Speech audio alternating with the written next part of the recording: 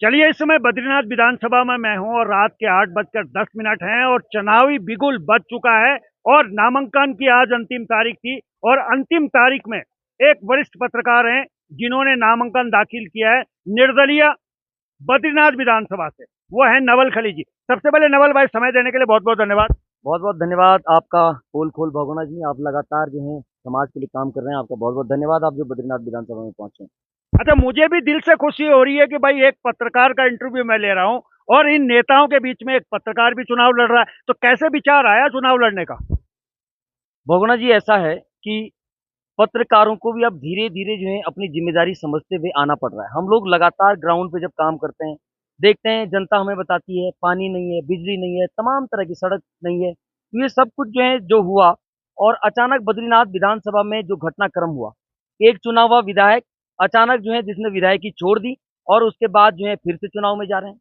तो इस बीच मैंने एक जनसंवाद यात्रा शुरू की। नीति, माणा, मलारी, गमसाली, डुमुक, कलकोट से लेकर मसोली और हापला घाटी, तमाम जो क्षेत्र है गंगा नाली का, वहां पर जब यात्रा शुरू की, मैं लोगों के बीच में गया।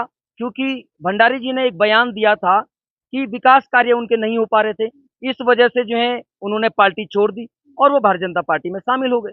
हमने कहा इन विकास कार्यों की वास्तव में पड़ताल होनी चाहिए कि आखिर वो विकास कार्य क्या थे। जब मैं गांव में गया, लोगों को पूछा कि भाई भंडारी जी तो कह रहे हैं विकास कार्य नहीं हो पा रहे थे, इस वजह से जो है मैं दूसरी पार्टी में चला गया।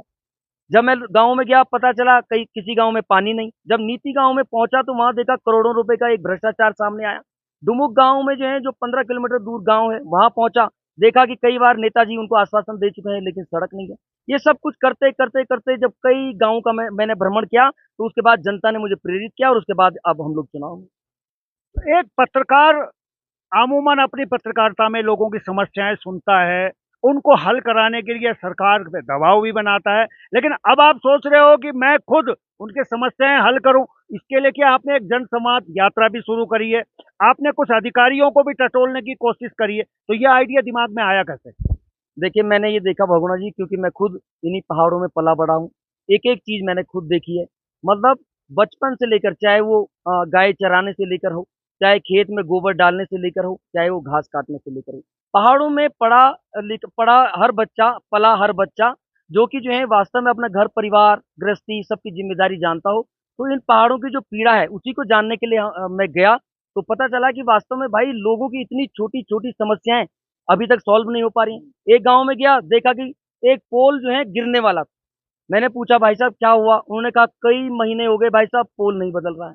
तो इस तरह की जो समस्याएं हैं, जनता की उन समस्याओं का समाधान करना है। अब बड़ी बड़ी विकास की बातें, विकास नहीं हो पा रहा। अरे पहले पानी तो ले आओ भाई साहब, उसके बाद ही तो विकास होगा। तो ये है बहुमत। अच्छा, भाजपा ने 41 स्टार प्रचारकों की लिस्ट जारी करी है नवल भाई। आपके स्टार प्रचारक कैसे होंगे, कौन होंगे? बिल्कुल, मेरा जो स्टार प्रचारक जो भी रहेगा वो सब हमारी जनता है, हमारी मातृशक्ति है। और मातृशक्ति से, महिलाओं से मैं लगातार आह्वान कर रहा हूँ इस बात को लेकर के कि चुनावी चक्र फिर से जो है सक्रिय हो गए हैं। उनका काम है अपनी कुर्सी बचाना, अपनी कुर्सी के लिए काम करना। इन्होंने कहा मंत्री संतरी नेता सब डेरा डालेंगे इस विधानसभा के भीतर। मैं पूछना चाहता हूं इनसे कि वास्तव में जब गांव में पानी नहीं, स्वास्थ्य की सुविधा नहीं, सड़क नहीं, तब क्यों नहीं मंत्री संतरी ये डेरा डालते हैं?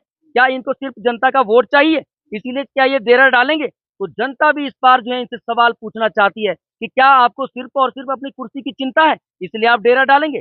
आज तक मैं पूछना चाहता हूं इन मंत्री संतरियों से, आप कितनी बार उस दुमुक गांव में गए, कितनी बार नीति, माणा, मलारी, गमसाली में गए, कितनी बार आप पोखरी के उन गांव में गए, कितनी बार निजमुला घाटी में आप गए, कितनी बार हापला घाटी में आप गए? तो कहीं कोई मंत्री संतरी जाता नहीं है। इनको सिर्फ अपनी कुर्सी बचानी है, इससे कोई मतलब नहीं है कि वास्तव में जनता किस पीड़ा में रह रही है।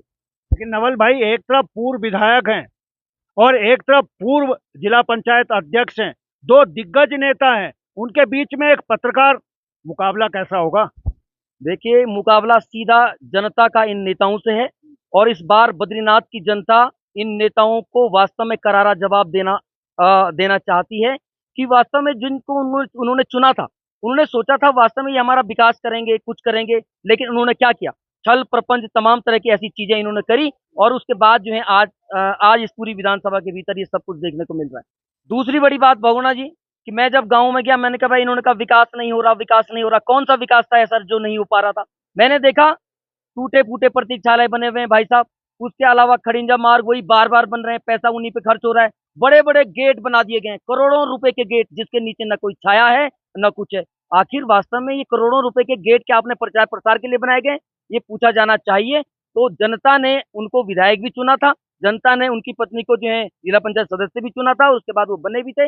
लेकिन अब जनता उनको करारा जवाब देने जा रही है इस पूरे चुनाव में, क्योंकि जनता प्यार देना जानती है, तो वास्तव में जो है सबक सिखाना भी जानती है।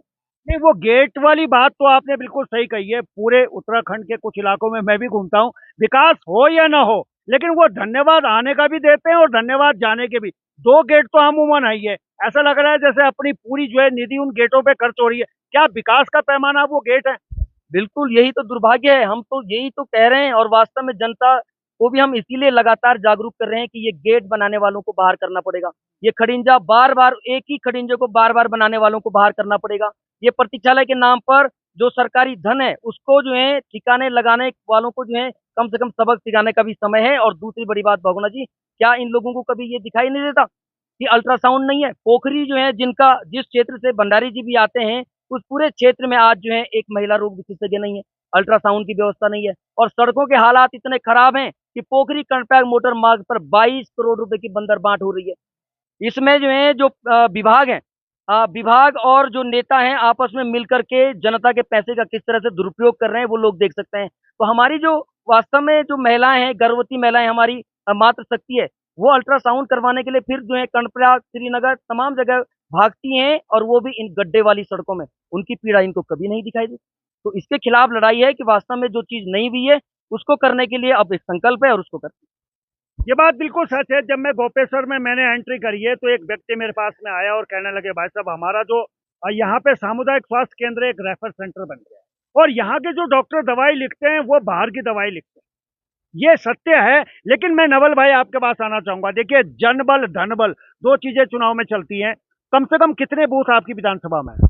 210 बूथ जो हैं इस पूरी विधानसभा के भीतर हैं बहुगुणा जी। और आप जहाँ तक धन बल की बात कर रहे हैं, इस धन बल पर मैंने बहुत विचार विमर्श भी किया और उसके बाद जनता के बीच में मैं गया। क्योंकि अभी तक नेताओं ने एक बात फैलाई थी कि करोड़ों रुपए में चुनाव होते हैं भाई साहब, ताकि आम व्यक्ति भी, गरीब का बेटा भी, जो कि वास्तव में एक क्रांतिकारी सोच रखता हो, विकासवादी सोच रखता हो, वो चुनाव न लड़ सके और उसके मन में एक डर हो जाए कि करोड़ों रुपए चाहिए भाई साहब, कैसे चुनाव होगा। और जब मैं जनता के बीच में गया, मैंने कहा भाई साहब ये करोड़ों रुपए किस चीज में खर्च हो रहे हैं, तो पता चला कि ये करोड़ों रुपए सिर्फ जो चुनावी चक्रैत हैं उनके दारू और मुर्गे में खर्च हो रहे हैं। इसीलिए ये सब कुछ फैलाने का काम कर रहे हैं कि बहुत ज्यादा पैसा चाहिए।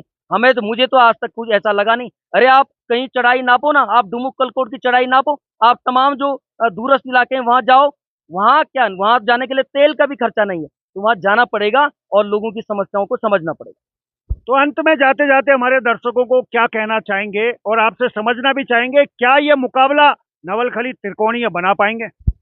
भगुना जी, सबसे बड़ी बात है, नवल खाली इस मामले को कोई त्रिकोणीय नहीं बना रहे हैं। इस बार बद्रीनाथ की जनता इस पूरे मुकाबले को त्रिकोणीय नहीं बना रही है। सीधे सीधे जनता के जो प्रत्याशी हैं, जनता के विधायक के तौर पर जो मुझे उन्होंने जो है इस मैदान में उतारा है ताकि जनता की समस्याओं का समाधान हो, वो पूरी तरह से समर्थन जुटा रहे हैं। और दूसरी बड़ी बात मैं एक और कहना चाहता हूँ कि भारतीय जनता पार्टी और कांग्रेस के जीतने हारने से इस समय सत्ता में परिवर्तन तो होगा नहीं, लेकिन यदि जनता का निर्दलीय प्रत्याशी जीतता है तो सेंट्रल गवर्नमेंट तक, केंद्र में बैठे हुए जो नेता हैं, उनकी सरकारें हिल जाएंगी, वो पूरी तरह से घबरा जाएंगे। और तमाम जो अधिकारी हैं जो आज तक इन गांवों में नहीं जा पा रहे, पाणा, ईरानी, झींझी, तमाम जो गांव है, निजमुला घाटी से लेकर उर्गम घाटी और पोखरी से लेकर नीतीमाणा घाटी, वहां तक जो लोग नहीं जा पा रहे हैं, अपने अधिकारियों को भेजेंगे और भेजना पड़ेगा, क्योंकि उनको पता चल चुका होगा कि सत्ता की चाबी पार्टियों के हाथ में नहीं है, सत्ता की चाबी हमेशा जनता के हाथ में रहती है। लेकिन इन पार्टी वाले लोगों ने जनता को जो है अपनी बपौती समझ लिया है। ये सोच रहे हैं ये भेड़ बकरी हैं, इनको जैसा चाहेंगे हम चरा लेंगे